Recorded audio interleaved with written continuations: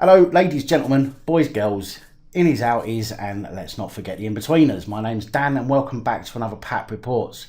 Today is Wednesday, the 11th of March 2020, and today we're starting with, I suppose, a bit of an update to a PAP Reports 21st of February and PAP Reports on the 27th of February. In what was initially called a road rage incident with a driving instructor and PC Keith James, after PC James appeared to pull out on him and then cause him to slow down. After words were exchanged between the two drivers, PC James then threatened to report the other driver and later went on to give evidence in court, which he knew not to be true.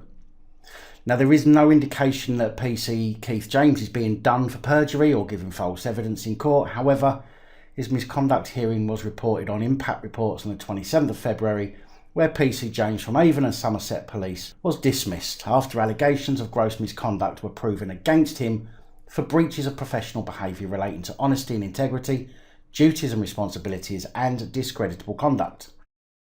Well, today we get to see the footage of this buffoon in action, as the dashcam footage that helped the other driver, a Mr. Lee, to prove his case against PC James has recently been released.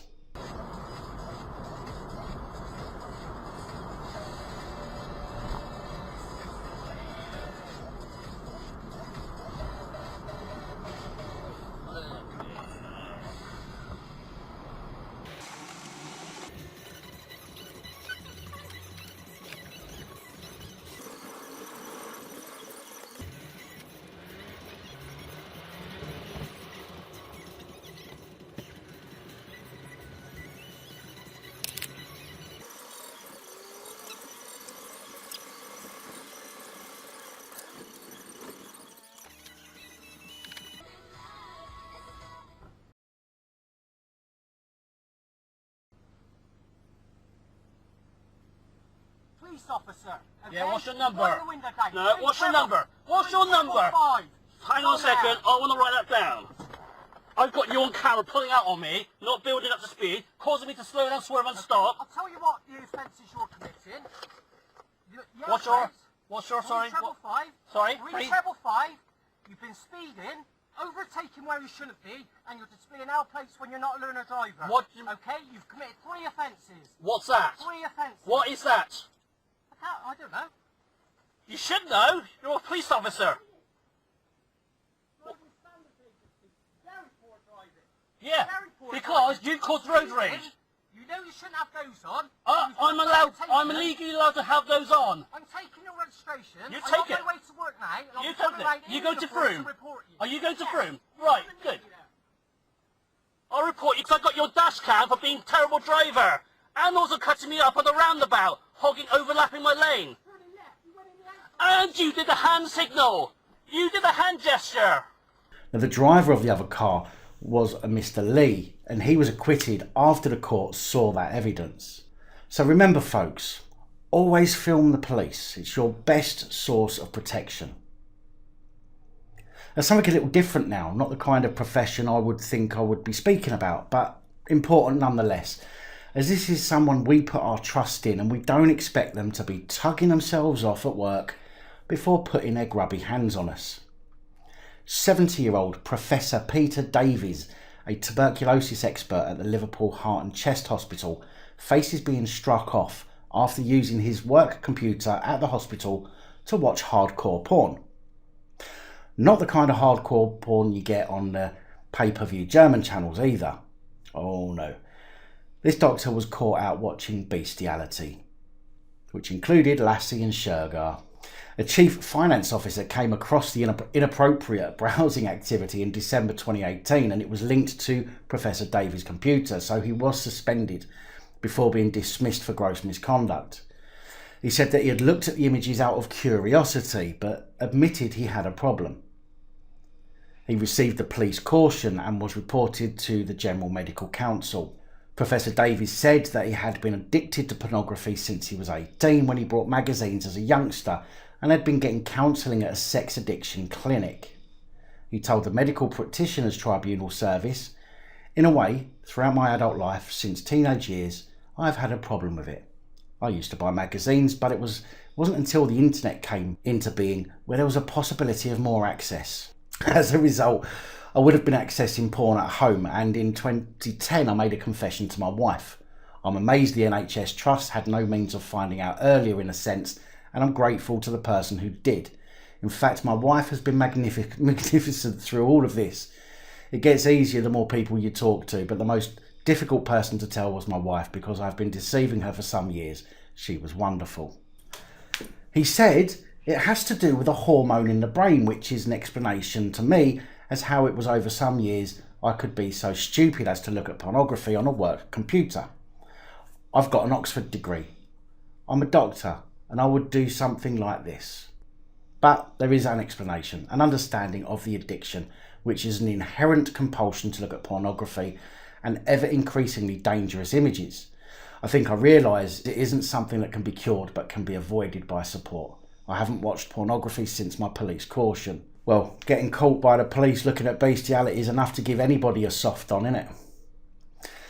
The GMC says that they recognise Mr Davies has shown insight and took some steps to remedy his conduct. However, this behaviour will not be the subject of any quick fix, and the facts of this case demonstrate he accepts he has been accessing pornography for a number of years. That it is not at home, that it is at work. He had also previously had some counselling and stopped for a number of years and then began to access it again. Doing what he did in work time was far from practising medicine in an open and safe manner. Davies' lawyer, Fiona Robertson, said there is no direct risk to patients.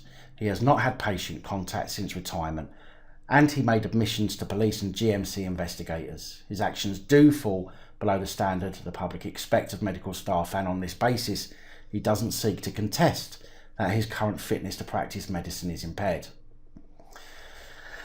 Well, I guess you just never know who you're dealing with.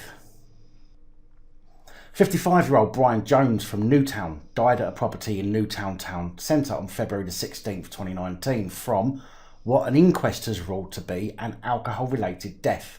In their statements, PC 78 O'Rourke and PC 46 Townsend said that they found Mr Jones mumbling and lying on the floor.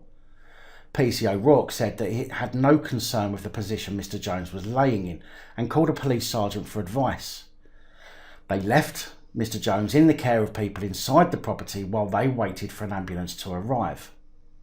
Later that evening, police received a report of a cardiac arrest. Mr Jones was pronounced dead by paramedics at 10:59 p.m. after unsuccessful attempts to revive him following a heart attack. The IOPC looked into the incident after the death to see if the two police constables had a case to answer for misconduct hearing, due to the death occurring after their contact with the man. Now, I do want to say that I certainly don't think that every death after contact with the police is as a result of police's actions or inactions, but I'm questioning this one. The inquest heard that an investigation was carried out by the IOPC following Mr Jones's death, which resulted in two police officers receiving management training. Becky Carr, IOPC media officer, said Dyfed-Powys Police agreed that the two officers who attended his property prior to his death did not have a case to answer for misconduct, but they should receive management action to help them learn from the incident. Now, if they did what they were supposed to have done, then why would they need management action to help them learn from an incident?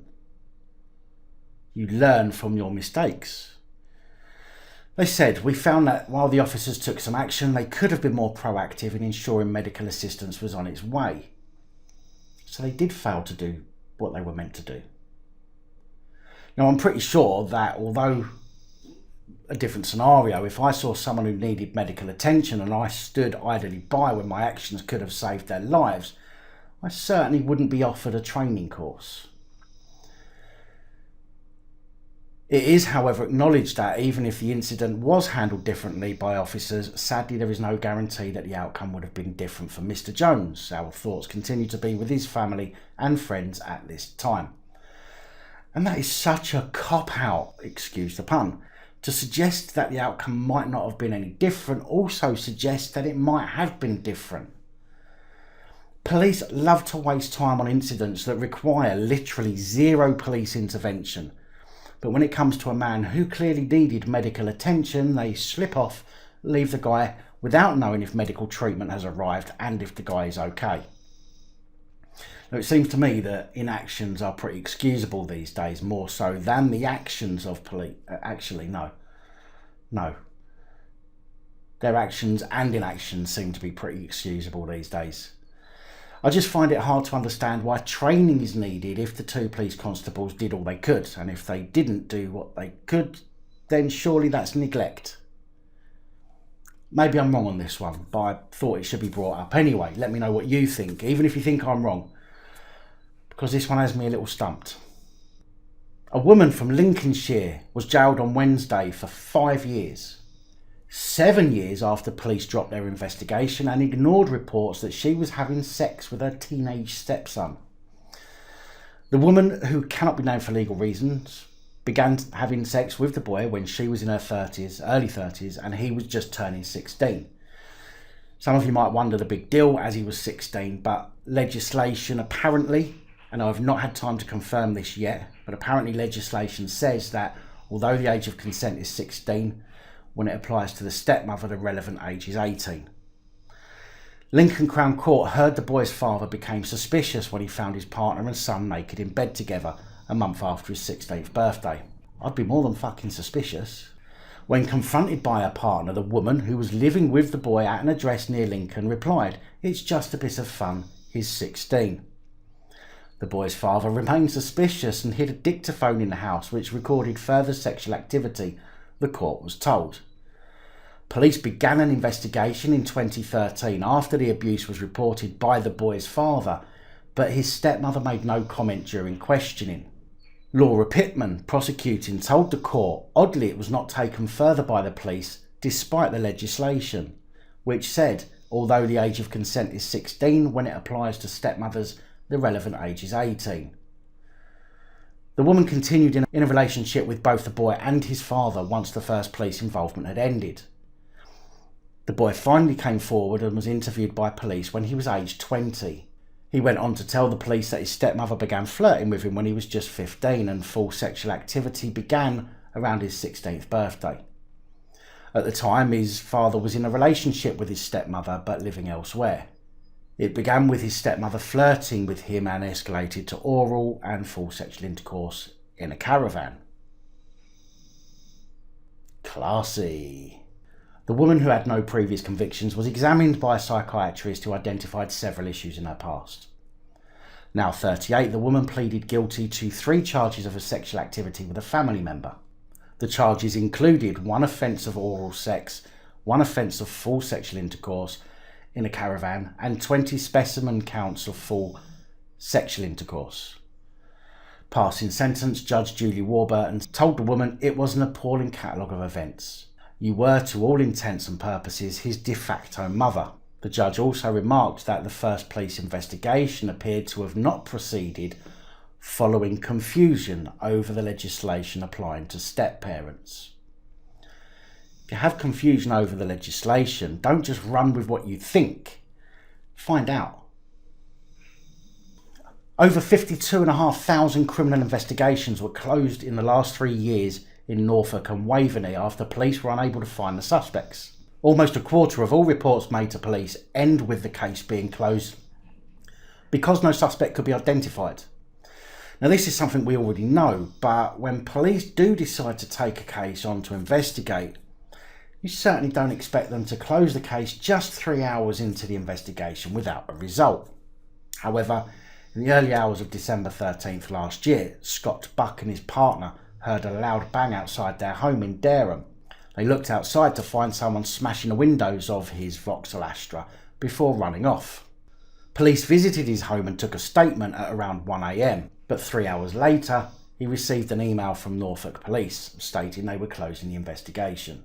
Mr. Buck said, "I felt there was enough evidence for them to keep investigating. It should have been at least 12 hours, he said.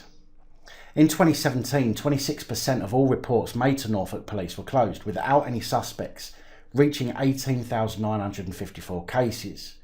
But the number apparently declined in 2018 to 24%, with 18,230 cases, and dropped even further last year to 20% with 15,355 cases. A growing number of violence and sexual offence cases are also being closed, increasing from 1,612 in 2017 to 1,777 last year. Tracy Wolfe, the engagement lead at Norfolk and Suffolk Victim Care, said, "Crimes referred to as low level, such as burglary or theft, must be taken seriously as they rob victims of more than just their material possessions. Almost every crime has the power to undermine feelings of safety and can make victims feel increased anxiety and mistrust. For this reason, without exception, it is vital that victims are treated with dignity and updated on the progress of investigations." Now, I certainly expect police to refuse to look into cases, but to call off the hunt after just 3 hours is incredible. And now for a warning. If you aren't already wary of the police, then this should make you think twice. Now, although this isn't about the police themselves, I have spoke before about police impersonators using your willingness to bow down and comply with everything they say to do you harm. A man in his 80s from Leicestershire was stabbed with a screwdriver by a man pretending to be a police officer on Tuesday after forcing his way inside his house. Within 2 hours following the incident, 4 burglaries took place by who police believe to be the same person or persons. A woman in her 70s was also assaulted before the suspect took jewellery and left. About an hour later, police were called to a report of a burglary in Chadwick Walk, Leicester. The third burglary happened just before 8:30 in the evening on Mill Hill Lane in the city, and around 15 minutes later a man visited an address on Staymore Drive, Narborough, and pretended to be a police officer, but left after the owner became suspicious and called the police. Detective Sergeant Scott Cairns said, "At this time we're linking each of the incidents, as in all reports the suspect told the victims he was a police officer. We think the same person or people are responsible for each incident. In each report, the man was wearing a high visibility jacket and had their face covered." Now, remember folks, this isn't something that just happens on your doorstep. This can happen while you're out driving too. So if you ever have the police at your door, it doesn't matter if they're in uniform, whether they've got a radio, even if they pull up in a marked police vehicle, never open your door to them unless you're expecting them. Call the police if you're unsure. Never unlock your front door or car door for that matter. Leave your vehicle window done up, but just open enough so you can hear them until you can confirm you're speaking to the real police. If you want to speak to them, that is. Also remember that unless you're under arrest or being detained, you do not have to leave your vehicle or exit your home. And always film the police. Big thank you to Patreon supporters Marty Lad, Holly, Adi and Dave. Again, your support is helping me to continue to provide this daily content, especially as YouTube advertisers don't like it. Anyway, that's all I have for you today. Please like, share, comment and subscribe. Let me know your thoughts, as I know many of you will. And until next time, stay safe, look after each other, film the police and other officials. Good night, all. Thank you for taking the time to watch this video. If you like the content and you'd like to help support the channel, you can do so. In the description of every video there are some links to ways that you're able to help support the channel so I can continue putting out content. If you're unable to help us in that way, hit that subscribe button up the top there. If you haven't already, become a subscriber. That is support enough. Share the videos, comment, like, it all helps. If you're looking for something else to watch, up top there is my latest video. Down the bottom there is a video that YouTube recommends for you.